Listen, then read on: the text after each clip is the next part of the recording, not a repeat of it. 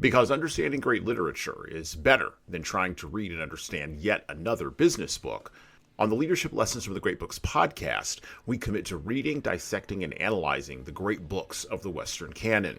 You know, those books, from Jane Austen to Shakespeare, and everything else in between, that you might have fallen asleep trying to read in high school. We do this for our listeners, the owner, the entrepreneur, the manager, or the civic leader who doesn't have the time to read, dissect, analyze, and leverage insights from literature to execute leadership best practices in the confusing and chaotic postmodern world we all now inhabit. Welcome to the rescuing of Western civilization at the intersection of literature and leadership. Welcome to the Leadership Lessons from the Great Books podcast. Hello, my name is Jesan Sorrells, and this is the Leadership Lessons from the Great Books podcast, episode number 155. The technology of movable type, invented by Johannes Gutenberg 570 years ago this year, launched a revolution in the spread of ideas, the growth of literacy, the discovery of new worlds, and even the fomenting of revolutions. Without such technology, storytelling in the Western world would have remained a matter of people passing along an oral tradition, and the bad ideas actually did. But technology cannot defend itself successfully against committed ideologues and the principles of free speech, free assembly, freedom of worship. These have all become part and parcel of the conversations that are around the revolution that Gutenberg and Gutenberg's invention wrought. By the way, they're still part and parcel of all the conversations we have today in the children of the revolution that Gutenberg wrought through the computer, mass distribution of books, and of course, our current obsession with large language models. Today, on this episode of the podcast, we will be recommending and we will be talking about a book and its themes that leaders can use during times of change that may seem cynical, during times of fatal opportunism, and even during times of cultural slop. We're going to talk about a small book that kind of cuts through all of that, and a book most people have read in high school, but wasn't really taught really well to them. It's a book that's so deceptively simple that most of us just miss it. So we're going to cover and we're going to talk about the themes inherent in George Orwell's Animal Farm. Leaders, we have looked at society that is messed up, and we have found ourselves wanting. So now it's up to us to fix it. And Animal Farm and Orwell somewhat show the way. And of course, today, as usual, we are joined by my usual co-host, my usual partner in crime. I believe I could say that now on the show. My usual partner in crime, Tom Libby. How you doing, Tom? Living my best life, Jesan. You're always living your best life. You're never not living your best life. When does that not happen? When are you gonna open up the kimono and let the listeners in? Well, because I can't live anybody else's life and nobody else can live mine. So I can only live my best life. I don't know how else to say it, It's one of those things that there's whether my best life is good or bad from somebody else's perspective. Now that's not for me to judge, but I'm just saying, it's my best life. So okay. Well, you know what? I guess that goes along with your truth as well, whatever that may mean. Your truth, my truth, the truth. Right. Exactly. God, if my wife were here, she'd be like, shut up, Jesan. That's a new thought. Get out of here. We wouldn't tolerate any of that nonsense here. There's principles. Oh, my Lord. All right. Well, today, as I said, we're going to be reading excerpts from a book that I don't think Orwell thought would make that much of an impact. I think he was probably shocked and surprised at how much impact it actually made. And I think he would continue to be shocked and surprised that just like F. Scott Fitzgerald and Ernest Hemingway, it is a book that high school students read, and just barely. I'm actually going to tell a story about this book. I think my kids read it in middle school, actually. Okay, the story I have to tell, and I'll wait until we hit our sort of our third section there. But someone who I do jujitsu with, he was telling me, and he's like in his mid-30s. He told me an entire story about how he never actually got the book because something else happened in the teaching of it. All right. Well, picking up from Animal Farm, I'm going to go ahead and pick up from right here at the beginning. And we're going to talk about a pig named Major who had a dream. All the animals are now present except Moses, the tame raven who slept on a perch behind the back door. When Major saw that they had all made themselves comfortable and were waiting attentively, he cleared his throat and began.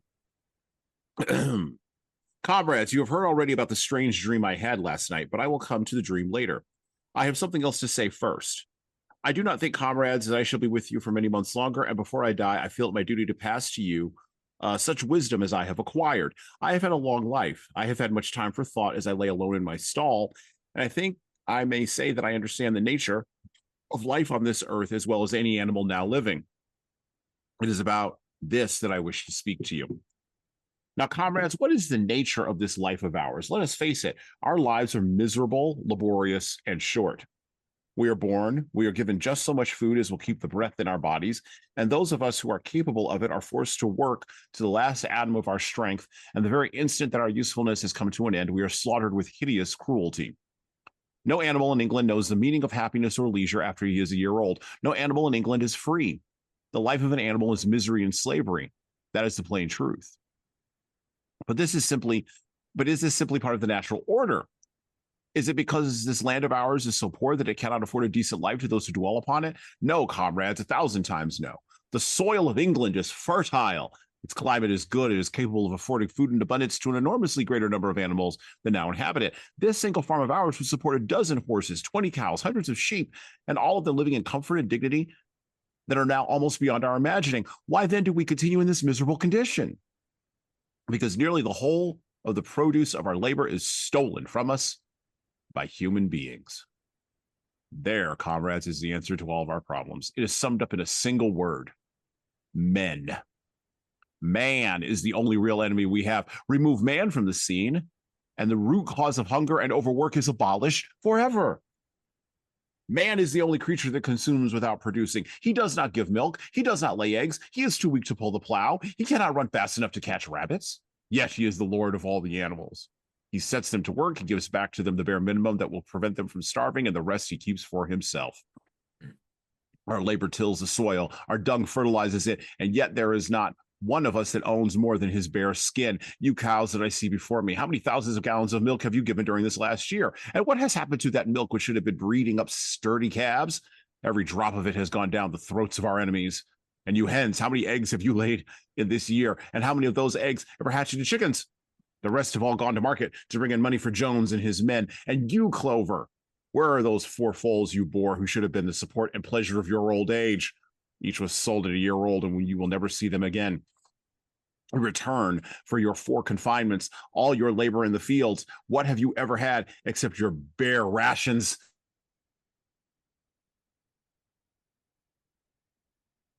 and a stall? And myself, I do not grumble. I'm one of the lucky ones. I am 12 years old and have had over 400 children. Such is the natural life of a pig.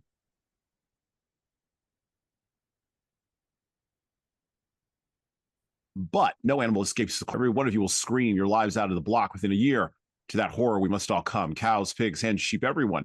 Even the horses and the dogs have no better fate. You, boxer, the very day that those great muscles of yours lose their power, Jones will send you to the knacker, who will cut your throat and boil you down for the hounds. And for the dogs, when they grow old and toothless, Jones ties bricks around their necks and drowns them in the nearest pond. Is it not crystal clear then, comrades, that all the evils of this life of ours spring from the tyranny of human beings? Only get rid of man, and the produce of our labor will be our own. Almost overnight, we could become rich and free. What then must we do? Why, work night and day,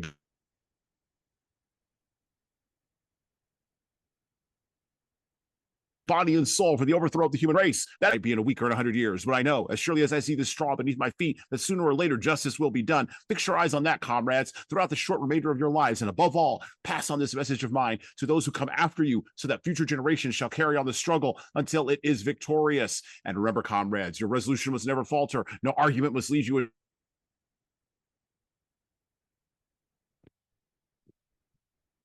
astray. Never listen when they tell you that lies. Man serves the interest of no creature except himself.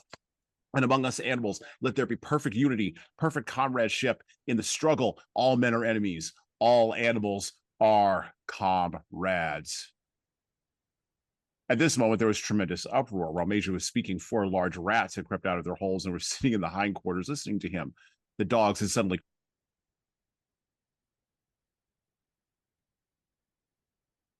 for silence. Comrades, he said, here is the point that must be settled. The wild creatures, such as rats and rabbits, are they our friends or our enemies? Let me put it to a vote. I propose this question in the meeting. Are rats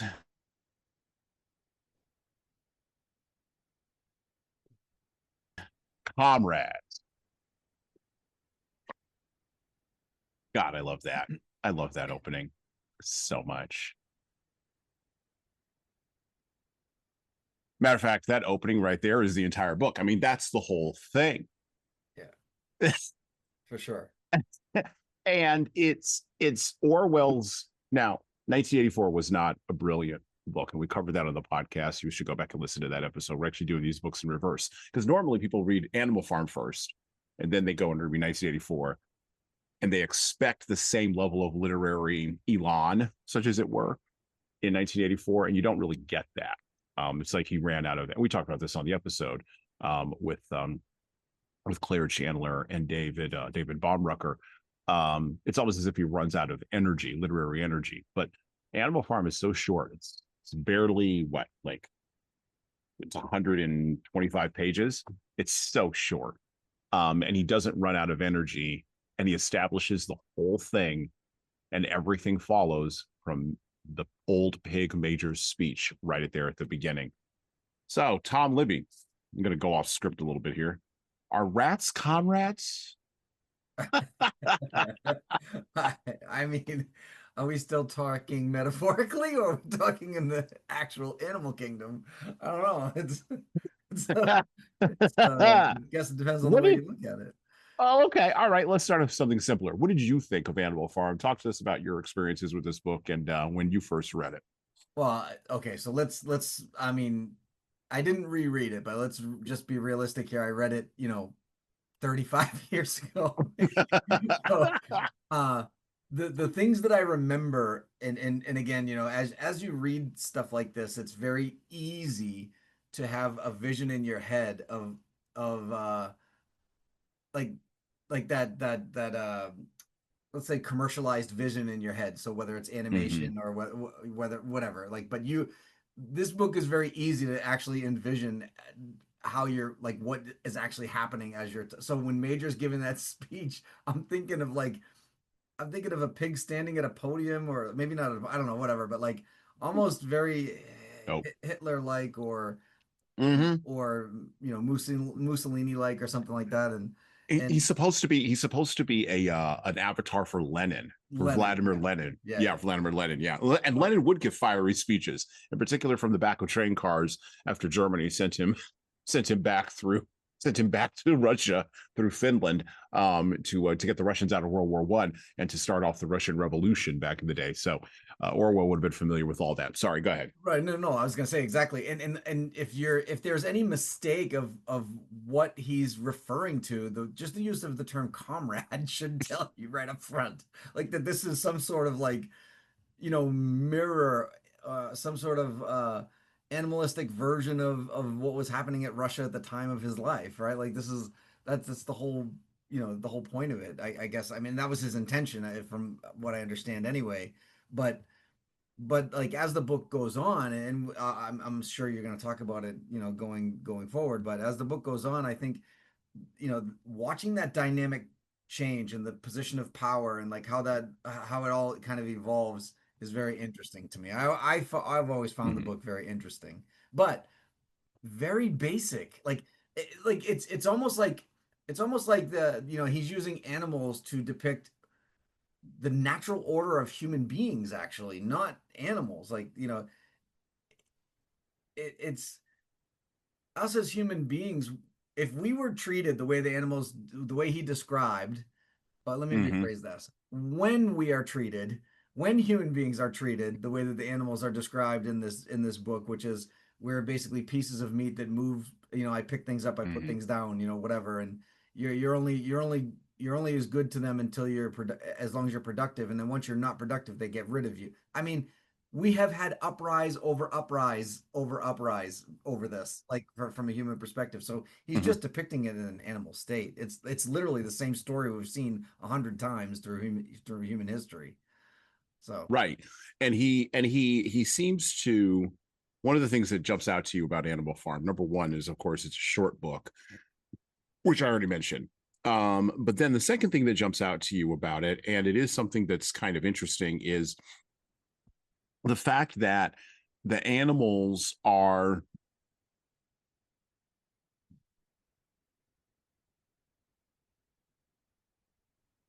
pursuing a use of utopia. Um, and they're doing it ruthlessly. Hold on a second. Let me do this. Hold on. Pause for just a second. All right, picking up where we broke. You're gonna edit everything after this. All right, or before this. 3, 2, 1. Okay, so it's an allegory, right? Like that's the thing with Animal Farm, and you're right. He's describing, or where this rises to a level of art is because he's describing the human condition in terms of a fairy tale, yeah. and it's easier for us to accept this as a fairy tale, and it's a fairy tale about Marxism, right? Which it would be really hard for us to kind of swallow, particularly for people back when this book was published in let's see, 1940, wasn't 46, it was like 43 was when he started coming up with the idea, if I remember correctly, and then he published it in 45, if I remember correctly. Although I'm probably gonna get corrected on those numbers, and that's fine. But he wanted to put together a book that would be critical of Marxism, which, as a socialist, an English socialist, he thought that communism was a bridge too far, basically, and so he was critiquing the left from the left, right? And at the time, the victory of, and you'll see this later on in Animal Farm when they start doing production and they start tracking production and the pigs start running everything, which is interesting, by the way. But he was beginning to see the cracks by the time the 40s came around in the system, particularly under Stalin, with the concentration camps and the gulags. Um, so second question, is Animal Farm better than 1984? I know you read it 30 years ago, but would you say that Animal Farm is a better book than 1984? The only reason I say yes is because I probably remember more of Animal Farm than 1984. So obviously it made some sort of more impactful, something more impactful to me than 1984. I don't necessarily dissect it the way that you do from a literary art perspective. I mean, Mm-hmm. obviously you do that for a reason, because that was at one point your labor of love, being a journalist, being an art major, and art has been very important to you. For me, it's more about practicality. Like, Mm-hmm. what can I actually use and convert into my practical living? So Right. again, back in high school, 1980, Animal Farm. I, this is gonna sound so stupid, but think about it like think about it from like a sports perspective, right? Like, so you played Oh yeah. sports, I played sports. You got this hierarchy that happens, and by the way, back in the day when we played sports, there was no such thing as hazing. That was just the way things were. So, Right. like, It's true. This is true. we didn't even have a word for it. It was like a rite of passage, right? Like, you It was a day ending in Y, and get out there and run. exactly. I was a freshman. I was on a varsity team as a freshman, which meant I was treated worse than everybody else. So Mm-hmm. again, but when I read Animal Farm, I'm looking at it going, okay, so at some point I can grow into this. I can do that. You know what I mean? Like, it was like Mm-hmm. it was a direct relation to what I was coping with at the time, of like power and power struggles and power hierarchies and who's in charge and who dictates what.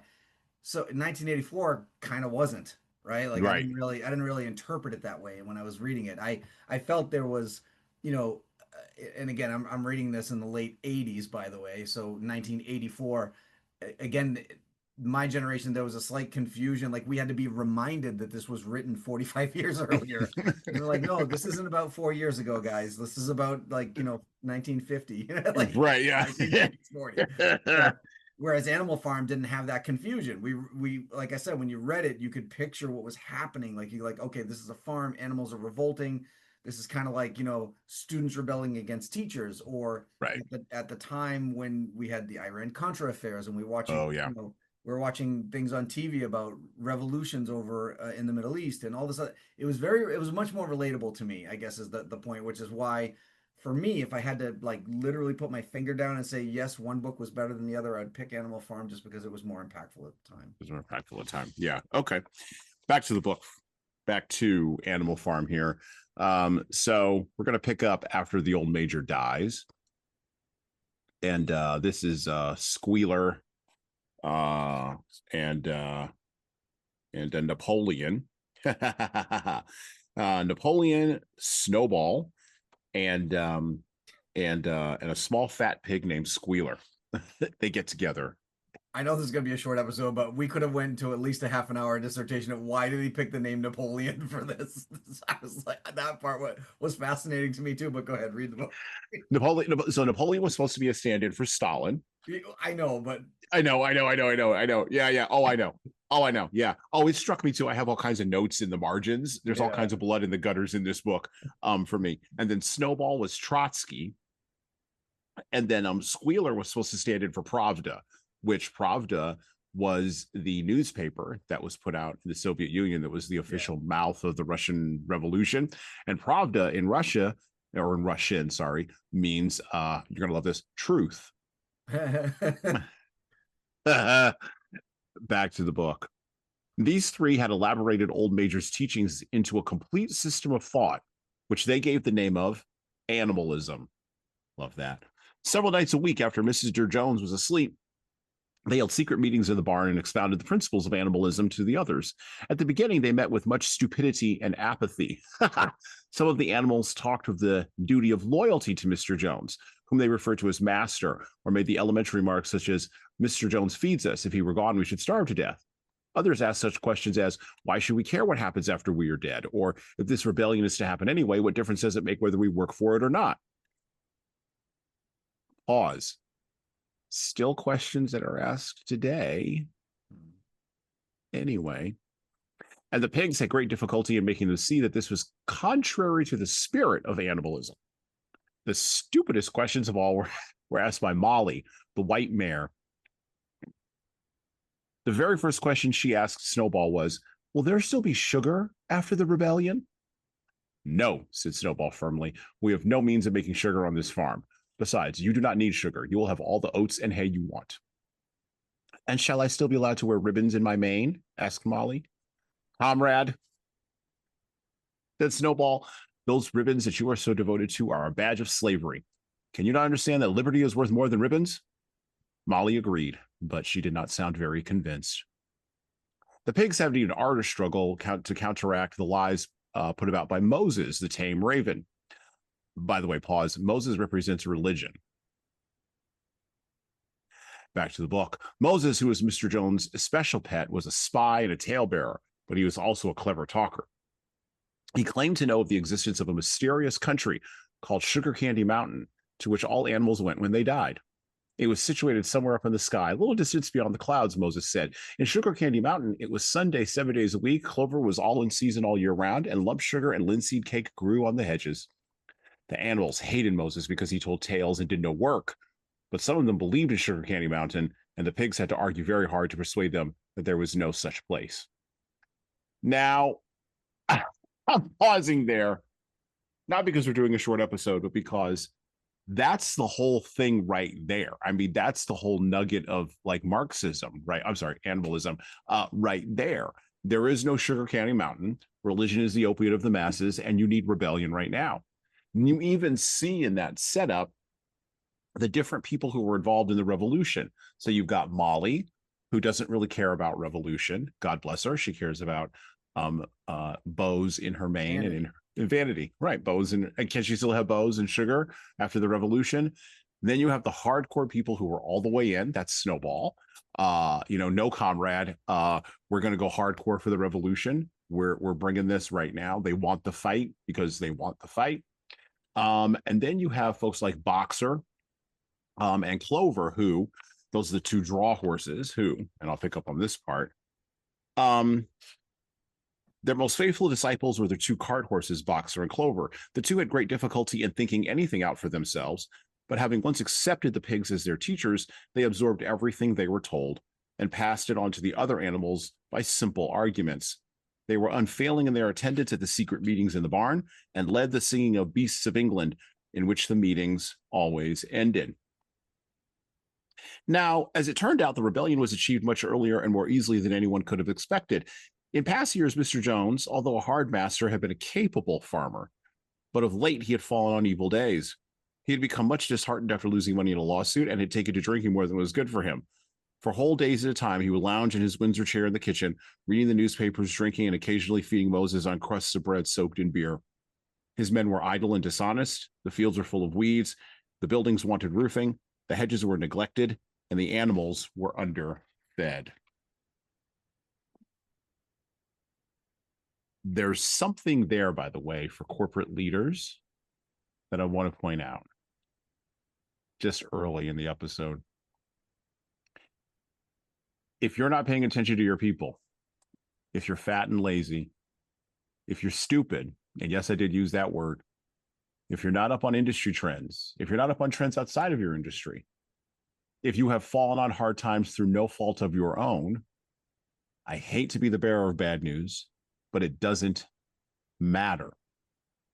You've got to be active and you got to remain competent. Otherwise, the rebellion will come as surely as the sun rises in the east and sets in the west. Go ahead, Tom. Tom has a thought there. I can see it on his face. Yeah, all I was gonna say is so the key to me and the more direct translation here is, again, let's just stay with the theme of the book where the farmer basically fell on hard times with no fault of his own. So let's right for today's leaders, just fixate on that. So to your point though, falling on hard times, no fault of your own, does not give you permission to treat people poorly, to neglect your responsibilities as a leader. It doesn't give you the right or permission to do that.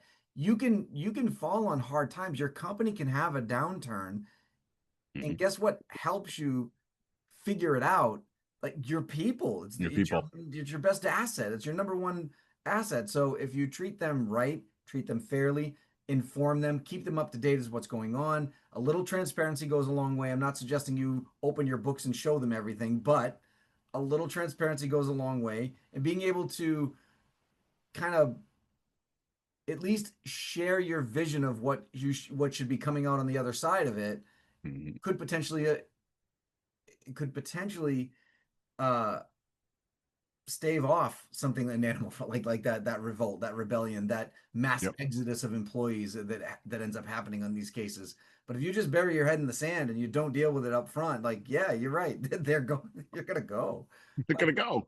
So to the point that you're making here in the book, it's his own damn fault, right? Like it's his own fault. Because falling on hard times or not, you still control you. You can still go out and plow the fields. You can still do the things that you have to do that cost you no money and probably would have kept your animals happy and feeling like you cared about them, i.e. employees. So, like, there's a direct relation here, like direct correlation here, right? Like and otherwise, I mean, I think of oh God, there was a whole joke in Seinfeld in one of those episodes of that show, which I loved. I used to know that show back and forth, inside and out. But there's one episode where Kramer and the character Kramer and the postman Newman. Oh, Newman, yeah, got together about some nonsense. No, I remember it. I knew in the encyclopedia of my mind it would come back. Kramer decided that he was going to import. He was going to pick up Cubans from the airport, not cigars, people. And he was going to have them roll cigars in his apartment because he didn't want to pay for Cuban cigars. and so it sort of wound up in a weird kind of Animal Farm sort of thing, where he was the leader of these Cubans and he was taking them around town and showing them around. And the what's her name? Elaine was dating a Marxist, one of those academic Marxists who refused to name names. His father refused to name names. And so he was like Snowball. He was very much into the revolution, right? And can't remember all the vicissitudes of the particular episode. Listeners can find this episode. But somehow he wound up talking to the Cubans, and then the Cubans rebelled, and they had no work. That was it. They had no work because Kramer has no work in that apartment. And Kramer went to Jerry and he said to him, when there's a revolution, you know who they come for first? El Presidente. Exactly. And so Jerry was like, are we still talking about people or are we talking about cigars? Like, what are we talking about here? And it was just one of those goofy things. But I don't know why that suddenly unbidden came into, because my brain is a font of 90s pop culture. That's what it is. And so that unbidden came to my mind. Okay, so going back to high school for just a minute, I was talking with a friend of mine who I roll jiu-jitsu with. This is my one obligatory jiu-jitsu story per episode here, who I roll jiu-jitsu with, and he was telling me, because he saw me reading the book at the jiu-jitsu gym in preparation for this episode. And the first question he asked me is, are you actually reading that book to teach other people, or are you reading that book for yourself? And I said, I'm reading this book to give it to other folks, right? And he said, oh, that's interesting, because he said, when I was 16, and he went to a military high school. When I was 16, we all rebelled against our instructor because we couldn't see the point. And this is the whole point of the story. We couldn't understand the point of the book. And he was like 16 in like 2008, right? It's like, we couldn't see the point of the book, and he wouldn't explain it to us. And so he just was just like, oh, you don't have to read it, and just walked away from the book, right? And I said to him, well, this book is an allegory for Marxism and communism, right? And like things happening in the 1930s, and it's sort of a warning to watch out for these kinds of things. And it's just all written with animals. And he said to me, we all couldn't figure out why the animals were there and what the fairy tale was. And we were like, and it was an all-male military school. It's like, this is garbage. We're throwing this thing out. Like, we don't care. And he said, if they had just explained to us that it was about Marxism, we probably would have been really interested in that. And that's, I think, one of the things that's allowed this book to stick. So if you get people who actually know how to teach it, about the pursuit of like Marxist utopia, you can actually teach this book. You can actually get people to accept it. I mean, my daughter read it when she was in high school, and she's in college now. And my youngest daughter is going to be reading it this year. She just turned 15, so she's going to be reading it this year as part of her reading curriculum for her education. And I think it's important to get this book across to folks, because we do have many folks in the younger generation who are attracted to the tenets of animalism. They are. I mean, just in our time, just recently, I mean, we had a Muslim, out and out communist, win the primary race for New York City mayor.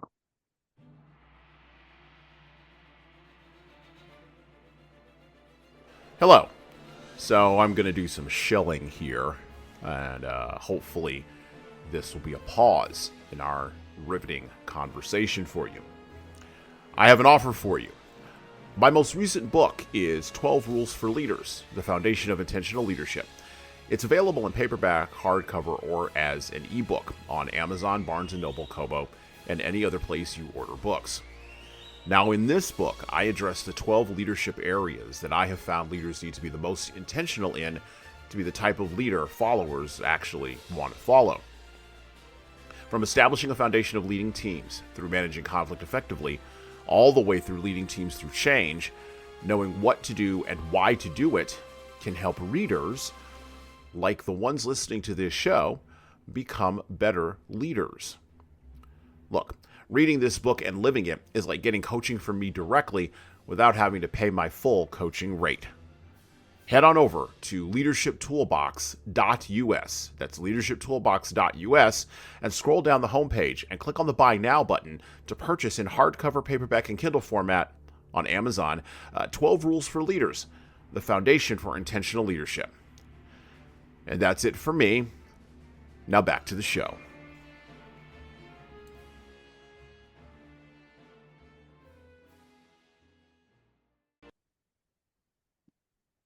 Like, there's no way that the promises that that guy has made, whether we think they're politically feasible or not is another thing altogether.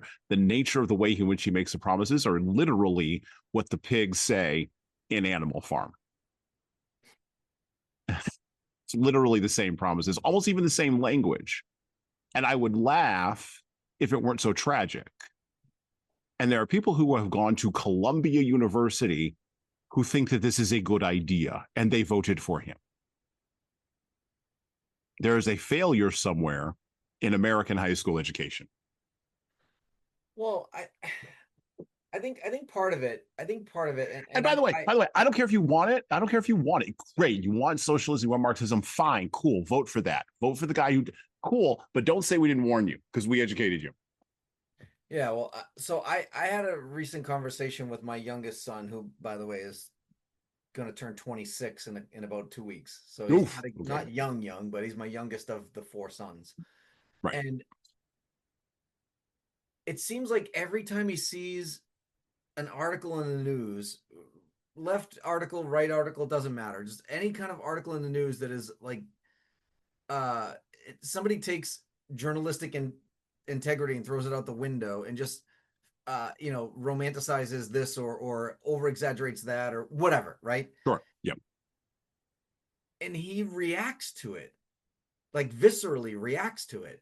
And I don't. And he always gets confused by why, like, aren't you reading this? Aren't you looking at this? Aren't you?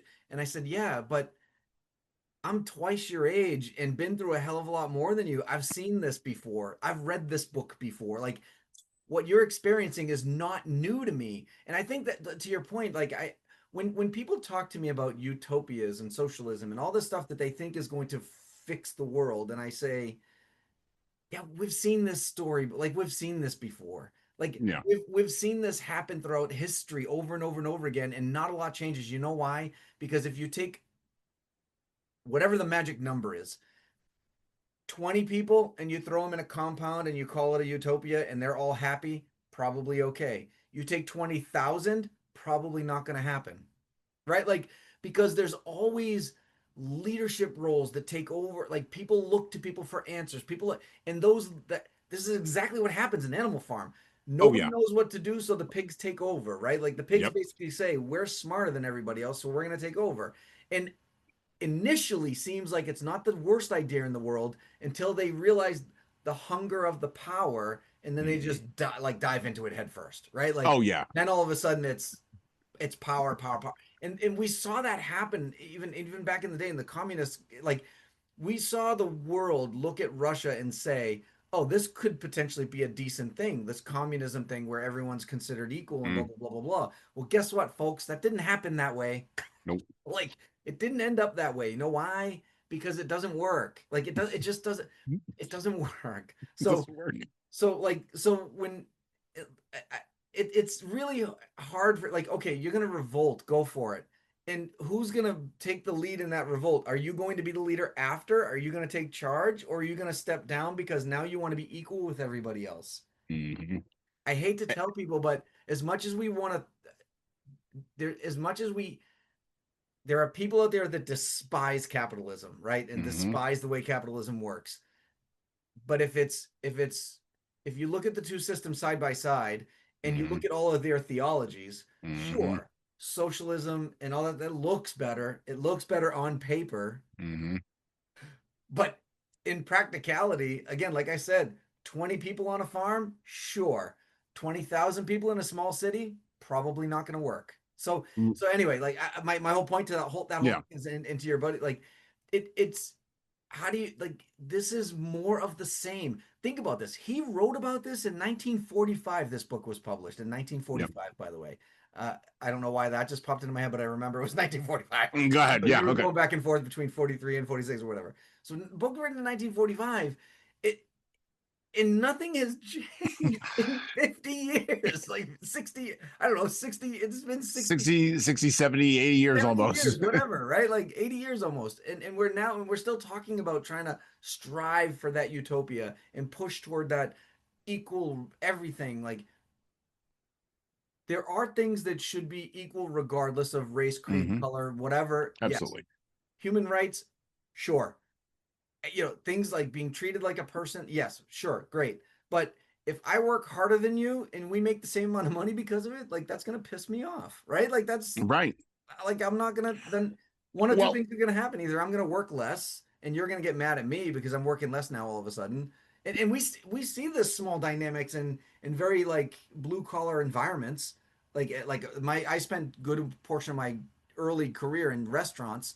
You hmm always get that kid that's killing himself, like really busting his ass, and like hmm somebody else not doing much. And as a leader, it's my responsibility not to punish the guy who's working right, his ass off and tell the guy right, who's not working to go let's go, move, right. get going. Like, you know what I mean? Like, Well, and I don't know. the fundamental problem that I've had with ideas of, let me use a modern term, equity, is there's two fundamental things that are wrong underneath there that are never addressed. The first thing is, and I'm going to address it as the negative first. If you fundamentally believe that a meritocracy is a rigged game, you're just not competent enough to win that game. Yeah. And it may be that you're not competent enough because you didn't develop the skills, you don't have the interest, you don't have the education, your parents never told you, you didn't have the right pedigree, you didn't get the right degree, the right credentialing, whatever the material reasons are. You think meritocracy is a rigged, and I'm putting that in air quotes, system because the people with merit were competent enough to play that game and get to the top of it, and you weren't. I don't know what to tell you. Pick a different game. There's one of the great things about the United States is we don't live in a country with limited number of games to play. There are multiple games to play. So if I want to play the I don't know, I'm going to pick up something random here. If I want to play the exterminator game, I can go be an exterminator. It doesn't require a whole lot of education to be an exterminator, and I'm spraying around chemicals. And I could probably win that game. I could probably become really competent at being an exterminator. And yet, maybe I don't want to win that game. And we don't ever talk about that, by the way, out loud. We don't talk about the idea that there are people with different temperaments and different ideas and different interests, and we need enough freedom for everybody to explore their interests without bumping into too much into barriers and whatever. And even inside the exterminator game, there are people who never get past the spraying for bugs around your house level. And then there are people that go all the way to the top of the exterminator game and become multi-billion-dollar owners of exterminator companies. Right. Okay, and that's just one game. One game. There's millions of games you could pick. And this is what we don't tell kids. What we tell kids is you could be anything you want to be. And what we really mean is you could pick any game you want to play, but you have to be willing to get to the top of, or work to get to the top of the middle, or stay at the bottom of whatever that game is. And that's on you. That's your decision. And my job as a parent and jobs of family and community is to prepare you to play whatever game you pick in the best possible way you can play it. That's our job. So this is the first thing that those utopian ideas ignore, is it confuses meritocracy with inequality. Right. That's the first thing. And then the second thing that all these systems, even capitalism does this, but not to the egregious level that socialism and communism do, and even fascism, which is a whole other conversation. I'll leave that aside for just a minute, because that's a term that's been overused for the last 10 years. My God, you wouldn't know what a fascist was if it walked up and slapped him in handcuffs. Oh my God, it drives me crazy because words mean things. But in these isms and these systems, the fact of the matter is human nature has to be taken into account. Right. And the closer you get to the pursuit of utopia, the less understanding your theory or ism has about human nature. Agreed. And so, to Tom's point about restaurants, I worked in restaurants for about a spit of a minute, not as long as Tom, because I couldn't handle it. I couldn't deal with the serving of the people. I couldn't deal with the nastiness out front. I couldn't deal with the low tips. I couldn't deal with the people. The people in the back, actually, weirdly enough, were fine. Probably if I just stayed in the back, I would have been fine, because like all those guys were great. And I worked in like a Greek restaurant, so it was like fabulous. And I got good Greek food, and that's the whole reason why I worked there. But I was only there for a spit of a minute, and I was a dishwasher too. So like I had the suckiest job possible ever, right? And this is like before automatic dishwashers and all that. No. They do it by hand, and the old metal thing that like rattled, and then you put it in there and you had to hold it so it wouldn't rattle. A hold. And then when the things came out, they were so hot you couldn't touch them. Like correct. I still have no feeling in my right finger and my left hand's fingertips, because I grabbed a pan out of the oven the other day without an oven mitt. My kids thought I was nuts. And I was like, oh, I didn't realize I was holding it. I didn't realize I was holding the hot pan. No joke, people. I'm not kidding. I will tell you, I was playing 4 different games at that time in my life in my 20s without going to college. College was not one of the games. I was in 4 different jobs in 4 different industries because I decided I wanted to play 4 different games. And the restaurant game, I only played for like, I think 9 months. And I was done. I was done with that game. I was there for 10 years. Right. So guess what? Tom has more merit in that game and earned more money in that game than and you know what? I'm not crying about it. Yeah, I'm not trying to make the outcomes between me and Tom the same on the restaurant game. Right. But but okay. We could probably have, I think we need to have like an 8-hour podcast session where we can go really in deep with all of this stuff, because it does blow my mind how, and again, by the way, I was never one of those people. I was never one of those parents that looked at my kids and said, you can be whatever you want to be. I never said that to them once. What I did say though is, if you pick and choose your battles right and work your ass off, you can be successful. That's basically the way I said it. You can be successful at anything you choose, but you have to define what success looks like too. Right. You can't define success based on what somebody else's definition is. Correct. Right. So, well, and I'm always on my kids, and my kids would tell you this if any of them trotted through here.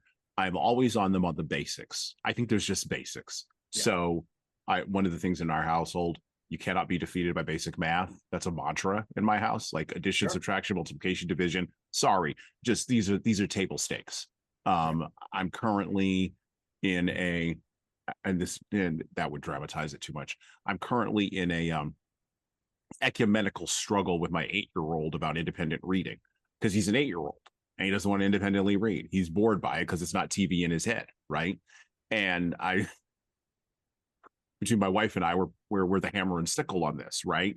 And because you can't be defeated by books. I mean, for God's sakes, I wrote a book podcast. You can't be defeated by books, kid. Like, you can't. This is the concrete. This is the foundation. Because if you don't have those things, in my opinion, if you don't have basic reading skills and comprehension, by the way, and you don't have basic math skills, because 2 + 2 is always 4, no matter how you feel about it, you will be defeated in the world. And there will be systems and technologies and people and processes that will push on you, and that will try to convince you of things, and you will be easily fooled. There's no room in the world, I don't think, anymore to go back to the draught horses from Animal Farm for just a moment, for boxers and clovers. We just don't have the room in the world for them anymore. I will work harder is fine, but you have to have something underneath to help you also work smarter.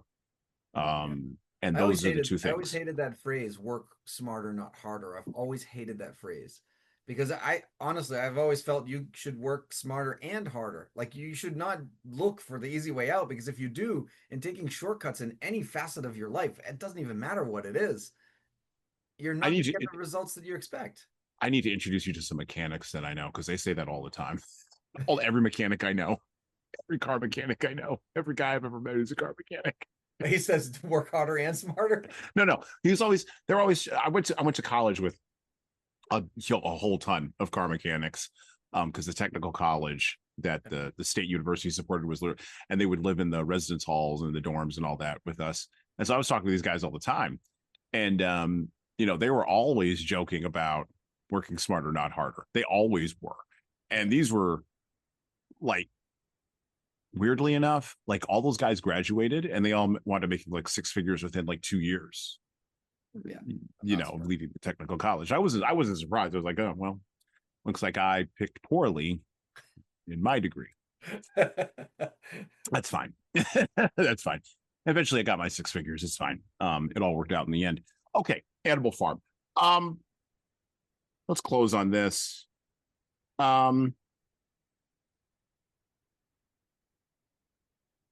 So, okay, last question here for leaders. And I think we've kind of talked a little bit about what leaders can learn from a book like this, from a small book like this.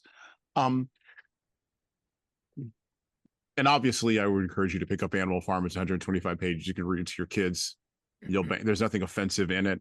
I mean, the psychological horror of it is probably more interesting than anything else, and your kids won't pick up on it. So you can listen to it in the car. Oh, by the way, Andy Serkis, the guy who played Gollum in Lord of the Rings and has done a bunch of other different roles in movies, directed an Animal Farm movie that is now out. And by the way, the first Animal Farm movie, just so you know, this is an interesting piece of trivia that I found when putting this together. The first Animal Farm movie was made in 1954, and it was commissioned by the CIA as an anti-communist animated film. Orwell would have watched that one, but I didn't know it existed. I thought it was interesting. Did you see the 1999 one that was done with Kelsey Grammer? Patrick Stewart was in it. Like, did you see that one? Yeah, I didn't even know that existed. Yeah, 1999. There was another one that I watched. It was a little different. They did it, they took some liberties with it, but it makes the point. It still makes the point. I'm curious now about the new one that just came out, though, because I'm curious to see how that one came out. I didn't see it yet, but I will watch it, just so you know. Yeah. Well, I do have a link in the show notes to the CIA 1954 version, which you can get on YouTube. So if you want to see what the Central Intelligence Agency was trying to do back in the day, you might want to check that out. Orwell, by the way, had long since passed away by that point, and his widow went ahead and worked with the CIA on that. Anyway, so final thoughts on Animal Farm. What can leaders take from this book? We barely covered a piece of it, but it's a short book. So what can leaders take from this book, Tom? I think that I'm going to make this really simple, really simple. Just don't let power go to your head. Just because you are the owner of a company, just because you are the leader, the quote unquote leader, doesn't mean you can act like Napoleon the pig. Because I mean, let's face it, he was just not a nice pig. He ran Snowball right out of town. Right out of town, yeah. He declared him an enemy of the state, not in those words, but whatever. An enemy of the farm, and then eventually, of course. Well, anyway, it doesn't matter. Drove his workers into the ground, killed Boxer. You know what I mean? Like, he basically just don't be that person. Like I said, like we talked about earlier in the episode here, just listen, again, I'll use the restaurant industry as an example. When I was a general manager of a restaurant, I ran a restaurant with 65 people that worked for me, and there was never a day that I wouldn't pick up a mop and mop the floor, or pick up a broom and sweep the floor, clean whatever needed to be cleaned. I would help Jesan do those dishes if it needed to be done, because I never wanted the employees to say anything that I wanted to be able to look somebody in the eye and honestly be able to say, I would do it myself if I had the time, but could you do me a favor and go wipe that up, or clean that up, or mop that up? And they knew it for a fact. Like, they knew it for a fact because they saw me do it, right? So, and I'm not suggesting if you own the company, you have to go scrub toilets like, the Mike Rowe, you don't have to be Mike Rowe and go do dirty jobs. I get that. You've worked your way up to owning your company and go do that. But that also doesn't it also means that you don't need to be Napoleon the pig. Not there you Napoleon Bonaparte. Not Napoleon Bonaparte. Well, yeah, not Napoleon Bonaparte. Yeah, just Napoleon the pig. Napoleon the pig. All right. Well, I think that's a good space to stop. So, thank you for listening to the Leadership Lessons from the Great Books podcast. And with that, we're out. Thank you for listening to the Leadership Lessons from the Great Books podcast today. And now that you've made it this far, You should subscribe to the audio version of this show on all the major podcast players, including Apple iTunes, Spotify, YouTube Music, and everywhere else where podcasts are available. There's also a video version of our podcast on our YouTube channel. Like and subscribe to the video version of this podcast on the Leadership Toolbox channel on YouTube. Just search for Leadership Toolbox and hit the subscribe button there on YouTube. And while you're doing that, leave a 5-star review if you like what we're doing here on Apple, Spotify, and YouTube. Just go below the player and hit 5 stars. We need those reviews to grow, and it's the easiest way to help grow this show. And tell all your friends, of course, in leadership. By the way, if you don't like what we're doing here, well, you can always listen to another leadership show. There are several other good ones out there. At least that's what I've heard. All right. Well, that's it for me.